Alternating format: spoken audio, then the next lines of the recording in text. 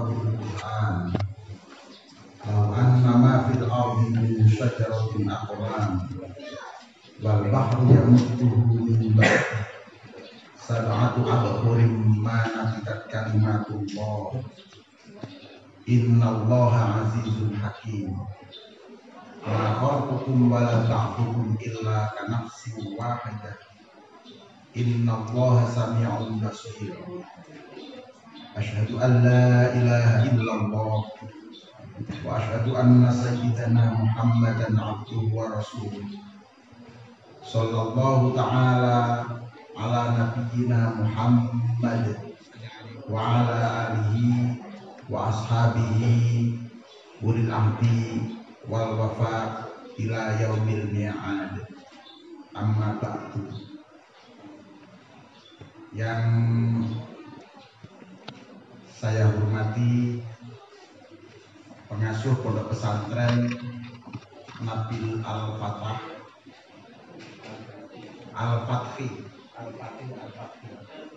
Al-Fathi Bintang Kepri,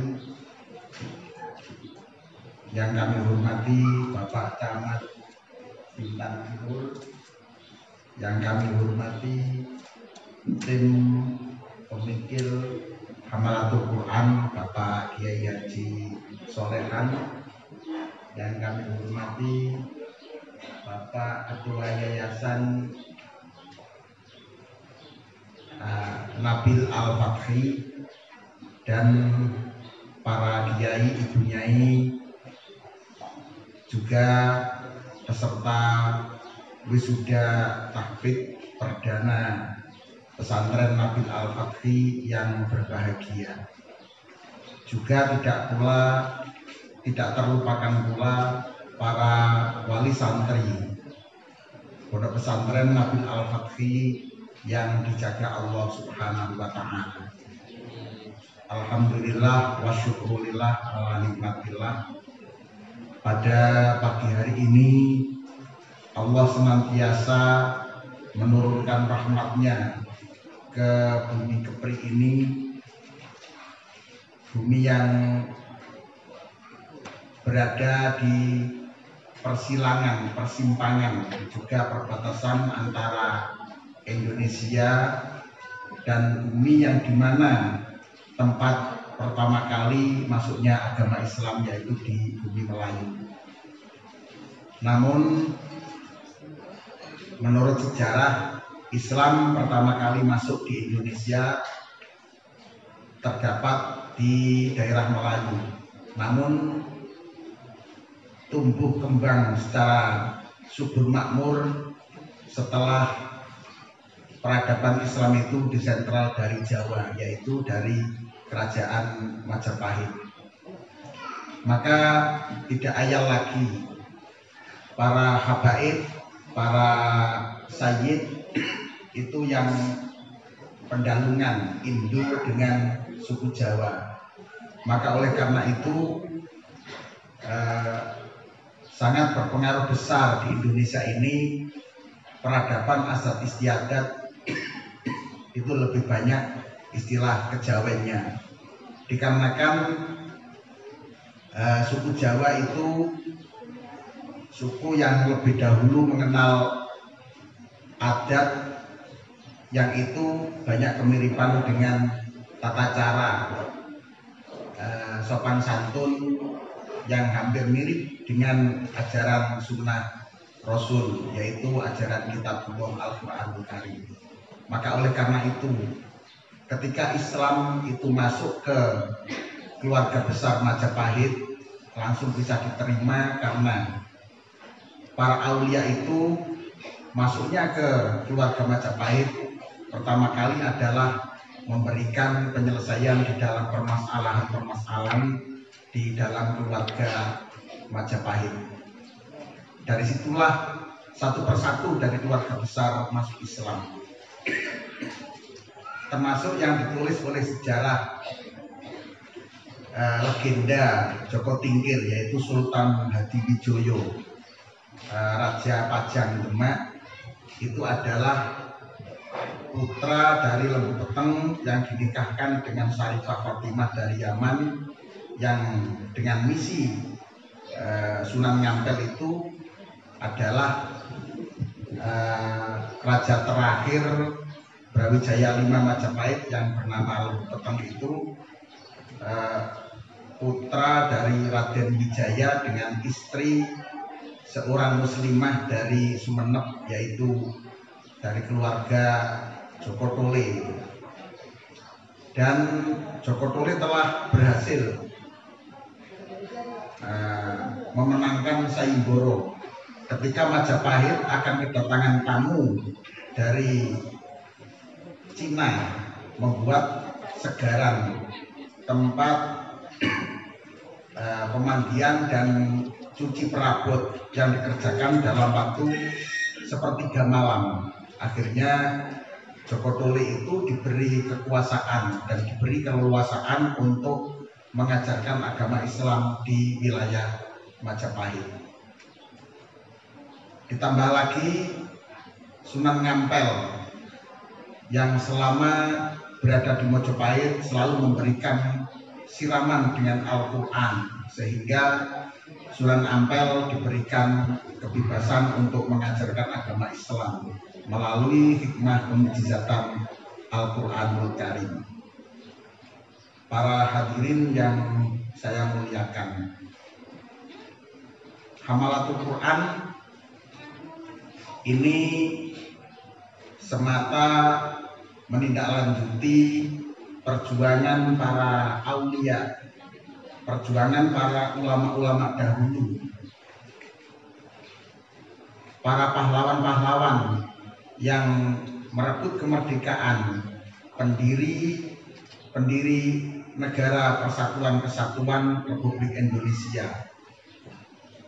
Bila mana kita teliti sejarahnya, seperti Raja siapa itu, Gurindam itu di usia 9 tahun sudah habis Quran. Kemudian Sultan Syarif Qasim di usia 10 tahun sudah hafal Quran. Kemudian Imam Bonjol, Pangeran Diponegoro, dan lain sebagainya. Semuanya itu adalah para al-mursyid, guru torekoh, dan semua itu para hamilul Quran. Namun pada perjalanannya memang gelar hamilul Quran adalah gelar yang sangat berat, sangat susah, bila mana tidak ditempuh dengan niatan yang tulus ikhlas karena Allah semata. Kini Hamalatul Quran mengembalikan sejarah perjalanan menuju masa keemasan, bahwa yang diputuskan oleh Sayyidina Abu Bakar As-Siddiq, apapun profesinya, apapun jabatan yang akan diraihnya, ditempuhnya pertama kali adalah harus hafal Quran terlebih dahulu. Menjadi muhandis, teknokrat harus hafal Quran dulu. Menjadi panglima angkatan perang harus hafal Quran dulu. Menjadi gubernur harus hafal Quran dulu. Sehingga apapun yang dikerjakan, apapun yang dilaksanakan selalu mendapatkan keberkahan dari Allah Subhanahu wa Ta'ala.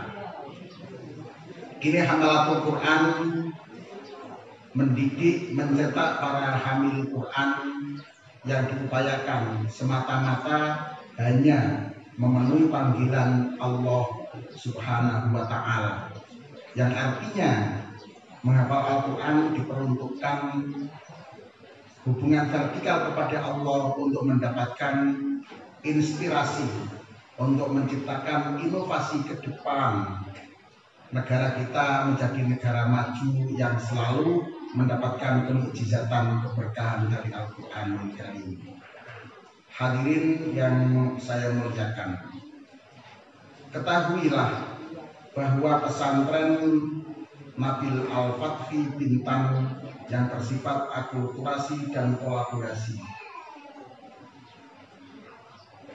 Dan perlu diketahui bahwa kurikulum habituasi Hamalatul Quran Jogoroto tiada lain adalah yang dikurikulumkan dalam bentuk riyadhus santri yang terlihat formalitasnya, tidak terlihat mistisnya, yang membekas dalam identitas sudah barang tentu menjadi hal yang lazim dalam dunia pesantren, bila mana mendidik ibadah, mendidik akhlakul karimah, serta qanaah atas apa yang diberikan oleh Allah diterima dan dikerjakan sesuai dengan porsinya. Yang artinya santri qanaah ini apapun yang menjadi tugasnya itu adalah sesuatu tugas mulia yang harus dikerjakan dengan baik, seperti halnya sekolah calon bintara TNI maupun Polri. Apapun yang menjadi tugas harus siap dilaksanakan dengan baik. Maka dengan melaksanakan tugas dengan baik, dari situlah porsi karir akan didapatkan dengan sendirinya tanpa berambisi harus suap menyuap di sana sini. Hadirin yang saya muliakan, namun pada hari akhir-akhir ini pesantren banyak beralih fungsi dan semakin kehilangan jati diri, sehingga oleh masyarakat ditinggal lari. Semua berlomba-lomba masuk pendidikan negeri. Akibatnya pesantren jadi sepi dan di sana sini terdapat bangunan megah tanpa penghuni, menjadi hampir jadilah rumah hantu yang selalu tidak ada penunggunya kecuali kuntilanak dan apa yang menakutkan kita semua. Oleh karena itu, Hamalatul Quran mengambil langkah konservasi jati diri pesantren secara murni dan serius agar negara kita ini yang didirikan oleh para ulama kita menjadi negara yang baldatun thayyibatun wa rabbun ghafur. Hamalatul Quran memiliki unit-unit pendidikan yang banyak ragamnya dan banyak macamnya. Di Hamalatul Quran ada yang bernama Quran Village, yaitu memperkenalkan Al-Quran dengan bahasa asing sehingga bisa menyampaikan Al-Quran dengan bahasa Inggris dan lain sebagainya. Ada juga yang bernama Wadil Quran. Di situ mempelajari kutubus salaf dan bahasa Arab sehingga memahami betul makna kandungan apa yang menjadi tujuan Al-Quran disampaikan kepada manusia yang berkedudukan sebagai Khalifatullah fil ardh, sebagai pemangku bumi, pemegang amanat, calon penghuni surga, dan juga bagi yang berdosa disanksi dalam neraka. Hadirin yang saya muliakan, di dalam cerita Al-Quran disebutkan Rubbama yawaddul ladzina kafaru law kanu muslimin darhum ya'kulu wa yatamatta'u wa yulhihimul amal fasawfa ya'lamun. Ketika di neraka ada orang kafir dan orang Islam, itu rembuk gabung, jagung rompong, bicara yang tidak ada ujung pangkalnya. Di situ berbincang-bincang, ternyata kamu orang Islam juga masuk neraka. Sama saja. Yang akhirnya ketika hitungan dosa, hitungan siksa itu sudah habis, orang-orang Islam itu diambil oleh malaikat Jibril, dimandikan di telaga Firdaus, dimandikan di telaga Rojak. Orang-orang kafir sama mengatakan Rubbama yawaddul ladzina kafaru law kanu muslimin. Seandainya saya dulu beragama Islam, pasti selesailah siksaan kita dan mandi di telaga Firdaus yang akhirnya masuk surga. Orang-orang yang dipanggil-panggil oleh ahli neraka itu Allah memberikan instruksi, darhum yakulu wa yatamatta'u wa yulhihimul amal fasawfa ya'lamun. Biarkan saja dia menikmati lamunannya. Kenapa? Sudah dikasih tahu dia masih tetap tidak mau beriman. Hadirin yang kami muliakan, inspirasi yang didapatkan kerjasama antara pesantren Hamalatul Quran dan Nabil Al-Fatih A menginspirasi dari rembuk gabuk bincang liar tanpa ujung pangkal bahasan. B menyimpulkan cerita bahasan sanepan peribahasa tutur tinular legenda Indonesia yang bertitik berat pada semua diawali dari sakti.